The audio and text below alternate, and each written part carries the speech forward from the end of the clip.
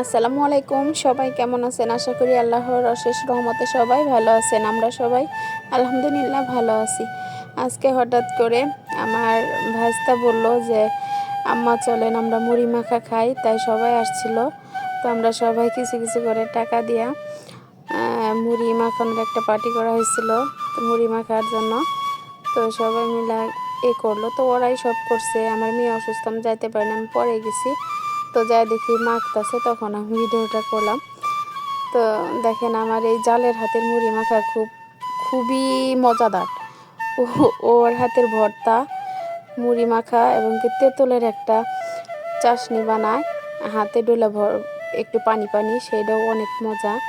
আরেকবার যদি করি তাহলে ওইটা আমি ভিডিওটা দিব। তো দেখেন আমরা সবাই মিলে খাইতেছি। তো আসলে সবাই মিলে একসাথে হইলে একটু মজা করে খাওয়া দাওয়া করলে যা সবার সাথেই ভালো লাগে।